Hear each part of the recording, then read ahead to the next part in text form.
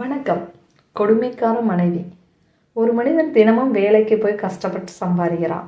ஆனால் அவன் வீட்டுக்கு போகிறக்கே பயப்படுறான் என்றால் நம்புவீங்களா? ராமுவின் வாழ்க்கையிலும் அப்படித்தான் நடக்குது. வெளியில் எல்லாரிடமும் சிரித்து பேசும் அவன் வீட்டுக்கு வந்ததும் அமைதியாகி விடுவான். ஏன் தெரியுமா? அவன் வீட்டில் இருந்த ஒரு கொடுமைக்கார மனைவி. ஆனால் ஒரு நாள் நடந்த சம்பவம் அந்த மனைவியை முழுக்க மாற்றிவிட்டது. அந்த நாள் என்ன நடந்தது? வாங்க இந்த கதையில் பார்க்கலாம். ராம ஒரு சாதாரண மனிதன். ஒரு சிறிய நிறுவனத்தில் வேலை செய்து கிடைக்கும் சம்பளத்தில் குடும்பத்தை நடத்தி வருகிறான்.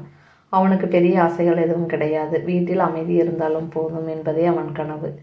ஆனால் அவன் வாழ்க்கையில் ஒரு பெரிய கஷ்டம் இருந்தது. அவள் மனைவி லட்சுமி. லட்சுமி மிகவும் கோபம் கொண்டவள்.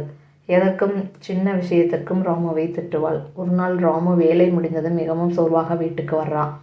அவனை பார்த்து லட்சுமி கோபமா, இதுதான் உன் சம்பளம்?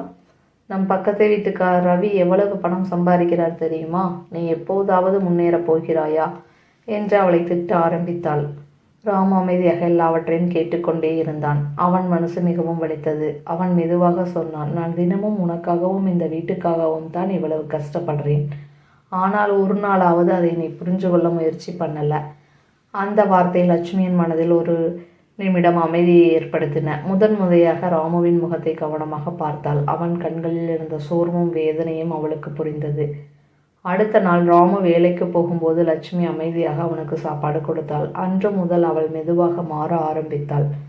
ராமு வீட்டுக்கு வந்தால் கோபமாக பேசாமல், நீ சோர்வாக இருக்கிறாய், முதலில் சாப்பிடு, ஓய்விடு என்று கவனிக்க ஆரம்பித்தாள். காலம் செல்ல செல்ல அந்த வீட்டில் சண்டை குறைந்தது, அன்பு அதிகமானது. ராமு மிகவும் சந்தோஷமாக இருந்தான். ஒரு நாள் லட்சுமி அவனிடம் சொன்னான், நீ சொன்ன அந்த ஒரு வார்த்தை தான் என்னை மாற்றியது. நான் உன்னை காயப்படுத்தி விட்டேன் என்று அப்போது புரிந்து கொண்டேன். அந்த நாள் முதல் அவர்கள் வாழ்க்கையில் அமைதியும் சந்தோஷமும் மாறியது. சில நேரங்களில் உண்மையான ஒரு வார்த்தை கூட ஒருவரின் மனதை முழுவதுமாக மாற்றிவிடும். நன்றி.